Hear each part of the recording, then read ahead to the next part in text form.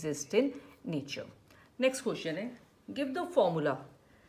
Formula हमने देना है और describe the structure of noble gas species which is isoelectronic with these. Noble gas का कोई स्पीशीज बताना है जो इनके साथ आइसोइलेक्ट्रॉनिक हो. पहले हम इसकी स्ट्रक्चर देखते हैं, उसी से हमें पता चलेगा कि कौन सा नोबल गैस स्पीशीज लेना है जिसकी स्ट्रक्चर इसके साथ मैच करेगी. आई के लास्ट शेल में 7 इलेक्ट्रॉन है, 4 Cl के साथ कंबाइन कर रहा है तो 4 बॉन्ड पेयर हो गए यहाँ पर. और यहाँ पे इसके पास माइनस चार्ज है. यहाँ पे माइनस चार्ज का मतलब यहाँ पे हम 8 इलेक्ट्रॉन्स यहाँ पे लेंगे. यहाँ पे हमने 7 ही लेने, कितने लेने, 8 इलेक्ट्रॉन्स लेने हैं. और इसमें याद रखना है ये हमारे इंटर हैलोजेंस हैं. वैसे हमने पहले जितने भी एग्जांपल्स पढ़े हम आउटर एटम को इलेक्ट्रॉन देते थे अगर नेगेटिव चार्ज स्पीशीज होता था, और पॉजिटिव चार्ज स्पीशीज है तो आउटर एटम से इलेक्ट्रॉन्स को रिमूव करते थे. यहाँ इंटर हैलोजेंस में हमने सेंट्रल एटम को इलेक्ट्रॉन्स प्रोवाइड करने हैं जितना नेगेटिव चार्ज है. तो वैलेंस इलेक्ट्रॉन यहाँ 8 हो गए, बॉन्ड पेयर्स 4 हो गए, लोन पेयर कितने बचे, 8 में से 4 यूज हो गए तो 4 इलेक्ट्रॉन्स बचे जिनके लोन पेयर बन गए 2. 4 bond pair 2 lone pair, 6 total electron pair हो गए. तो रेगुलर ज्योमेट्री तो इसकी बनती है ऑक्टाहेड्रल, लेकिन इसमें 2 हमारे क्या आ गए, लोन पेयर आ गए. तो जिसका मतलब इसकी ज्योमेट्री बनेगी ऑक्टाहेड्रल में अबव एंड बिलो हम क्या बना देंगे, लोन पेयर बना देंगे. तो दिस इज आई हियर, यहाँ पे Cl इसको हम ब्रैकेट में लिखेंगे एंड यहाँ पे हम लिखेंगे नेगेटिव चार्ज लिखेंगे. इसके बाद इसको कंप्लीट करते हैं, यहाँ पे लिख देते हैं. सो I has 4 bond pairs and 2 lone pairs in ICl4 minus. Therefore, it should be square planar. ये जो ज्योमेट्री बनाई है हमने, this geometry square planar geometry. अब कौन सा नोबल गैस कंपाउंड है जिसकी स्क्वायर प्लेनर ज्योमेट्री होएगी, जिसमें 8 + 4 यहाँ पे कितने इलेक्ट्रॉन्स आ सकते हैं, 12 इलेक्ट्रॉन, दैट इज XeF4 यहाँ पे आएगा. XeF4 has square planar geometry. Next इसके बाद है IBr2 माइनस. IBr2 माइनस में सेम भी हम यहाँ पे करते हैं IBr2 माइनस. अब यहाँ पे I के आउटरमोस्ट शेल में 7 इलेक्ट्रॉन्स हैं, एक नेगेटिव चार्ज है, तो total valence electrons of I 7, charge 1 लिख लेते हैं. तो total valence electrons of I कितने हो गए, 8 लिखेंगे. अब यहाँ पे बॉन्ड पेयर्स कितने हैं, 2 Br के साथ कंबाइन कर रहा है तो 2. अब लोन पेयर्स कितने बच गए, 6 इलेक्ट्रॉन्स बच गए, दैट मीन्स 3 इसमें क्या है, लोन पेयर है. सो 2 bond pair and 3 lone pair, total 5. 5 का मतलब होता है ज्योमेट्री कौन सी बनानी, ट्राइगोनल बाइपिरामिडल, जिसमें ये हमारे लोन पेयर्स हो जाएंगे इक्विलेटर ट्रायंगल के कॉर्नर पे, above and below the plane Br. यहाँ पे I put this in a bracket, और यहाँ पे चार्ज यहाँ पे आएगा अराउंड द ब्रैकेट. तो यहाँ पे 2 बॉन्ड पेयर है, 3 लोन पेयर है, that means geometry is linear. And noble gas compound XeF2 जो है that has a linear geometry.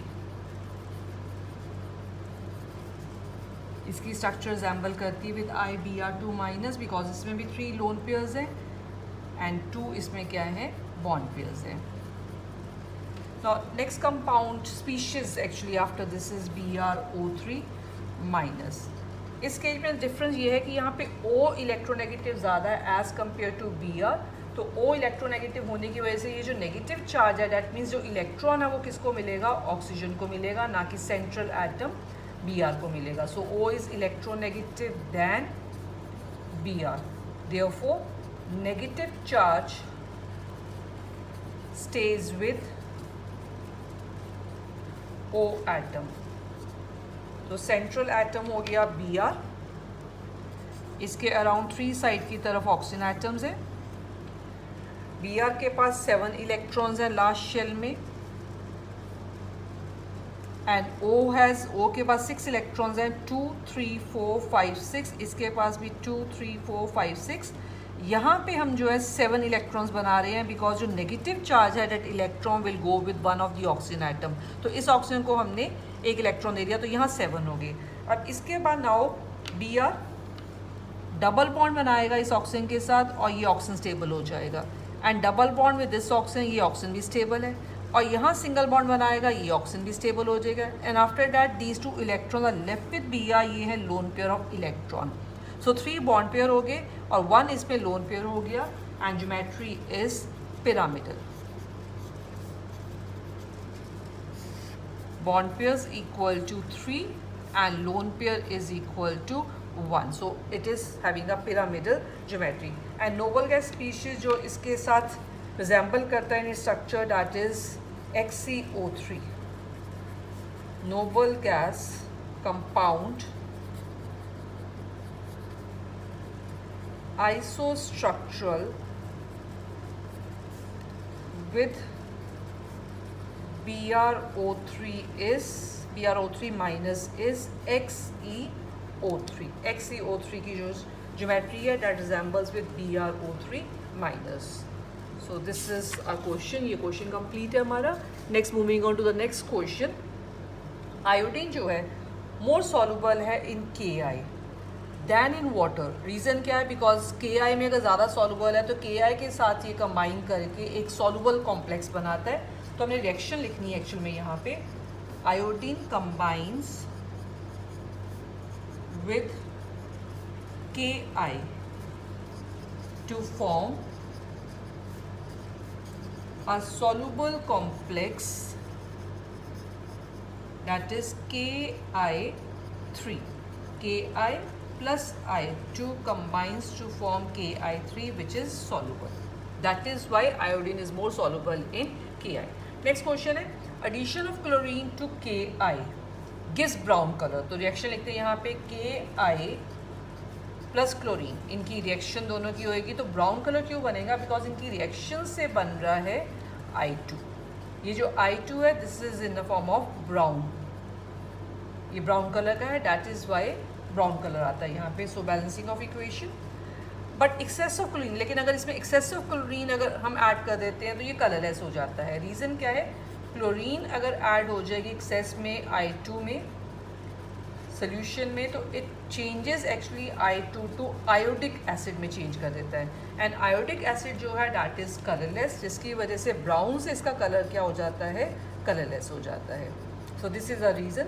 Balancing equation की 5, 6 water, 10 HCl and 2 HiO3 and this reaction is already balanced. तो यहाँ हमने ये reaction लिख के दिखानी है। यहाँ पे क्लोरीन अगर हमारे पास यहाँ पर क्या है एक्सेस में है तो आयोडिक एसिड बन जाएगा I2 का, and that is colorless. This is the reason for the change in the color from brown to colorless when chlorine is taken in excess. Next question is very important. Bleaching of fluorine जो है flowers जो है by chlorine ये permanent होता है। अगर chlorine हम add कर देते हैं फ्लावर्स में तो वो ब्लीच हो जाएगा और वो ब्लीचिंग इफेक्ट परमानेंट रहेगा। लेकिन अगर SO2 हम डाल के ब्लीच करते हैं तो वो टेम्प्रेरी है, वापस वो कलर गेन कर लेता है, बिकॉज क्लोरीन जो है वो ऑक्सीडाइज करती है और SO2 जो है वो एक्चुअल में रिडक्शन करती है। So in presence of moist Cl2, अगर मॉइस्ट Cl2 है तो हमने रिएक्शन पढ़ी है, इसमें HCl बनता है, HOCl बनता है। HOCl आगे ब्रेक करके क्या प्रोवाइड करता है? नेसेंट ऑक्सीजन प्रोवाइड करता है, तो इट गिव्स नेसेंट ऑक्सीजन। ये नेसेंट ऑक्सीजन जो है कलर्ड मटेरियल्स को कलरलेस बना देता है उसको ऑक्सीडाइज करके, which converts coloured material to colourless. So bleaching by Cl2 is actually due to oxidation which is permanent and hence permanent. And ये reaction जो है the same reaction that we have written already, chlorine react करता है with water and forms HCl and HOCl. HOCl फिर से break करके HCl और साथ में क्या बना देगा? nascent oxygen. So because of this nascent oxygen it is doing its bleaching action. But अगर हम SO2 लेते हैं तो SO2 जो है वो रिएक्ट करके बनाता है मॉइस्चर के साथ नेसेंट हाइड्रोजन। ये नेसेंट हाइड्रोजन जो है ये रिड्यूस करता है कलर्ड कंपाउंड को, रिड्यूसेस, यहाँ हमने कहा ऑक्सीडाइज करता है, और यहाँ पे हमारे पास क्या आएगा, रिड्यूस करता है कलर्ड मटेरियल को to colourless. So bleaching action जो है SO2 का, it is due to the reductions. Thus bleaching of SO2 is due to reduction. अगर रिडक्शन की वजह से है तो ये टेम्पररी कैसे हो गया? अब इसमें क्या होता है कि जब ये कलरलेस मटेरियल, जिसको SO2 ने कलरलेस में फॉर्म में चेंज कर दिया कलर मटेरियल को, ये कलरलेस मटेरियल जब एयर के कांटेक्ट में आएगा, एक्सपोज होएगा टू एयर, तो जो ऑक्सीजन है एयर की वो वापस इसको ऑक्सीडाइज कर देगी। पहले ये रिड्यूस हुआ, अब एयर ने इसको क्या कर दिया, वापस ऑक्सीडाइज कर दिया, तो प्रोसेस रिवर्स हो जाएगा और वापस ये कलरलेस से क्या हो जाएगा, कलर्ड हो जाएगा and the colour will return. ये रीज़न है कि SO2 जो होता है इसका ब्लीचिंग एक्शन, ये ब्लीच तो कर देता है लेकिन इसका जो ब्लीचिंग एक्शन होता है वो टेम्परेरी होता है। So this is the answer of this question कि ब्लीचिंग ऑफ फ्लास्क जो होता है बाय क्लोरीन वो परमानेंट होता है, बट बाय SO2 क्या होता है, टेम्परेरी होता है। Moving on to the next question now, why does fluorine not play the role of central atom in interhalogen? Interhalogen compounds जो बनते हैं उसमें फ्लोरीन सेंट्रल एटम क्यों नहीं होता है? बिकॉज एक तो ये है कि फ्लोरीन का साइज स्मॉल है, अगर साइज स्मॉल है तो उसके अराउंड बिग साइज वाले हैलोजन एटम्स जो है वो नहीं आ सकते हैं, और दूसरा रीज़न है कि इसके पास डी ऑर्बिटल्स नहीं है, इसलिए हाई ऑक्सीडेशन स्टेट +3 +5 +7 जो है वो नहीं दिखाता है, जिसके बनाने के formation of polyatomic interhalogen compound बनाने के लिए जो चाहिए होता है। तो reason is two things are here, because of number 1 we can write कि स्मॉल साइज ऑफ फ्लोरीन होने की वजह से it can not accommodate large size halogen atoms around it, और दूसरा है due to absence of D orbitals, ये अपना ऑक्टेट एक्सपैंड नहीं कर सकता है, और F जो है does not show +3 +5 and +7 oxidation state. Fluorine does not show +3 +5 and +7 oxidation state, which is required to form polyatomic interhalogen compounds. Polyatomic interhalogen compounds बनाने के लिए जो चाहिए होती है। सो दिस इज रीज़न जो फ्लोरीन है वो सेंट्रल एटम नहीं होता है इंटरहैलोजन्स में। नेक्स्ट क्वेश्चन है, नियोन जो है जनरली इसको यूज़ किया जाता है वार्निंग सिग्नल्स देने के लिए। तो इसका रीज़न है क्योंकि जो नियोन लाइट होती है वो दूर से जो है नज़र आ जाती है, चाहे फॉग हो, मिस्ट हो, फिर भी जो नियोन लाइट है वो काफ़ी ज़्यादा डिस्टेंस से नज़र आ जाती है, इसलिए इसको यूज़ किया जाता है फॉर वार्निंग सिग्नल्स वगैरह के लिए, जैसे वॉर वगैरह के लिए यूज़ किया जाता है इसको, या सी वगैरह में अगर रास्ता नहीं पता चल रहा है किसी को, कोई लॉस्ट पैसेंजर वगैरह वहाँ पे है, तो they use this neon warning signal. Hence neon is generally used for warning signals. हाँ जी, next, which allotrope of sulphur is stable at room temperature? कौन सा एलोट्रॉप सल्फर का रूम टेम्परेचर पे स्टेबल होता है? That is rhombic sulphur. Rhombic sulphur is stable at room temperature. On heating copper turnings with sulphuric acid, अगर copper की reaction concentrated sulphuric acid के साथ करते हैं तो एक colourless pungent smelling gas evolve होती है, और ये गैस एसिडिफाइड KMnO4 सोल्यूशन को डीकलराइज कर देती है। Identify the gas.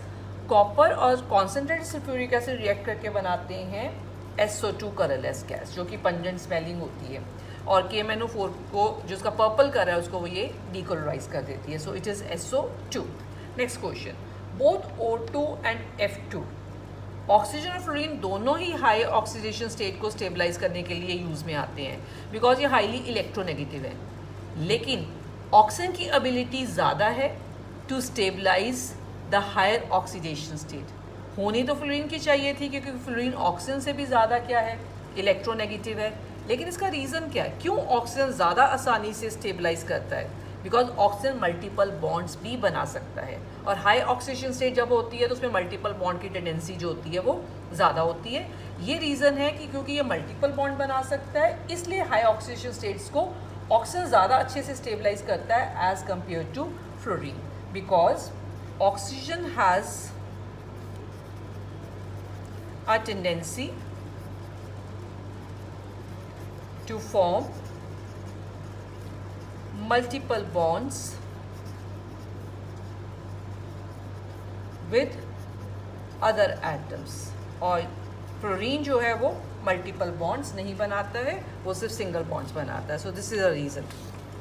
Next question, why is HF, अगर हम HF लेते हैं, stored in wax coated glass bottle, ये वैक्स कोटेड ग्लास बॉटल में क्यों स्टोर किया जाता है? ग्लास जो है वो बना होता है सिलिका का SiO2 का, तो HF ग्लास के साथ रिएक्ट करके क्या बनाता है, हाइड्रोफ्लोरोसिलिसिक एसिड बनाता है, H2SiF6 बनाता है। Because of formation of this acid, इसका मतलब उसमें डिजॉल्व कर गया ये वाला, दिस इज हाइड्रोफ्लोरोसिलिसिक एसिड। इसलिए जो है बॉटल, ग्लास बॉटल्स जो होती हैं वो अंदर से वैक्स से कोटेड होती हैं अगर उसमें HF को हमने स्टोर करना है। नेक्स्ट क्वेश्चन इज, ClF3 तो एग्जिस्ट करता है but FCl3 does not exist. Reason क्या है?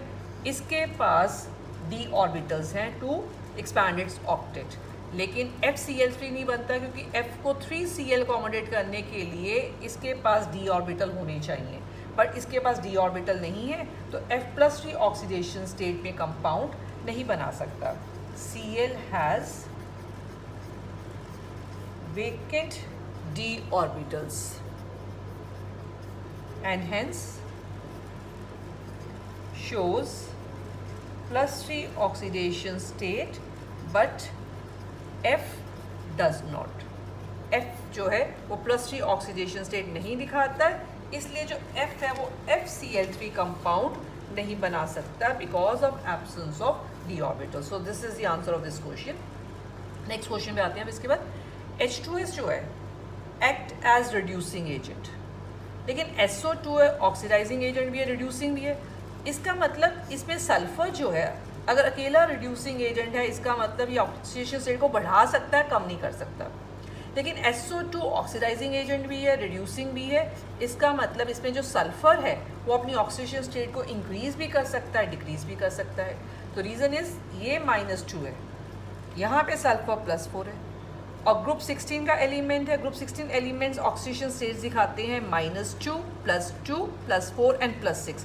तो ये लोएस्ट ऑक्सीडेशन स्टेट में है, तो ये इंक्रीज कर सकता है, कम नहीं कर सकता ऑक्सीडेशन स्टेट, लेकिन सल्फर डिक्रीज भी कर सकता है और इंक्रीज भी कर सकता है इस कंपाउंड में। That is why SO2 oxidising agent भी है और रिड्यूसिंग एजेंट भी है। तो फर्स्ट हम लेते हैं H2S।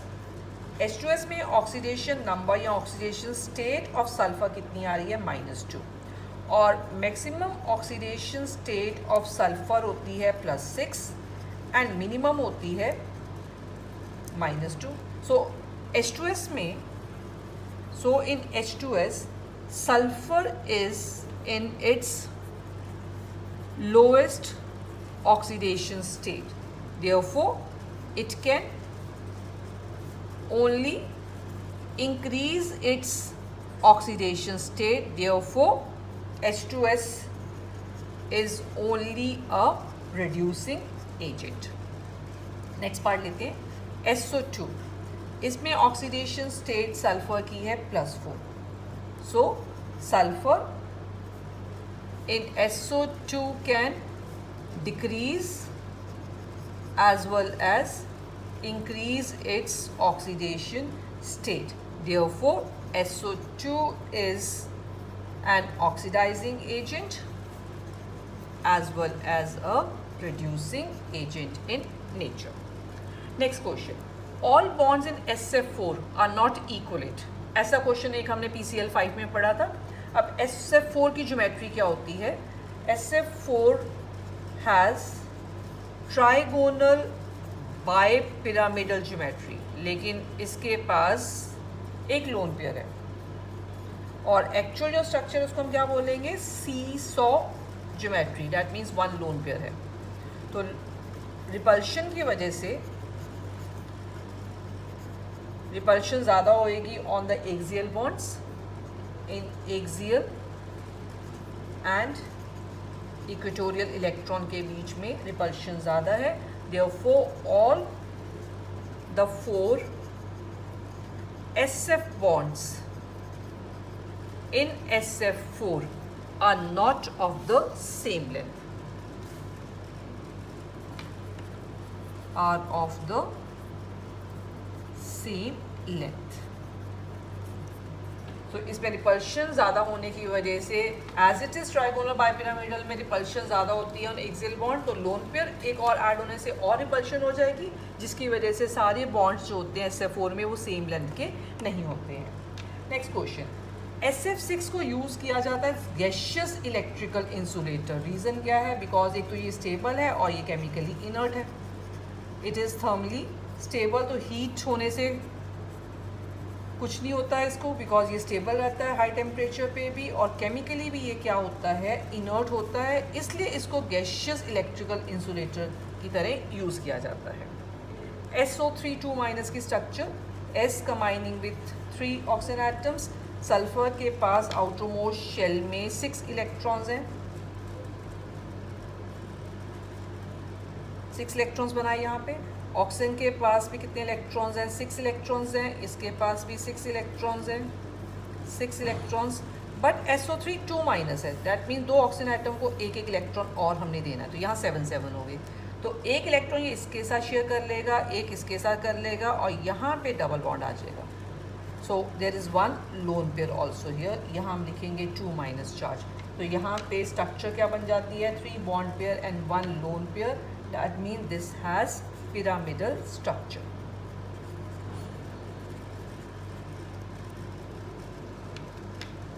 नेक्स्ट क्वेश्चन है, HF वीकर एसिड है देन HCl। ये मैं सिर्फ एक्सप्लेन कर रही हूँ कि थ्योरी में हमने कवर किया, मैं लिख नहीं रही हूँ आंसर।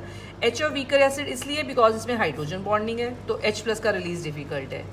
HA स्ट्रॉन्गर एसिड है देन HCl बिकॉज यहाँ पे बॉन्ड लेंथ इंक्रीज कर जाएगी, आसानी से बॉन्ड ब्रेक करेगा, H+ का रिलीज ईजी है, इससे ज़्यादा स्ट्रॉन्गर एसिड है ये।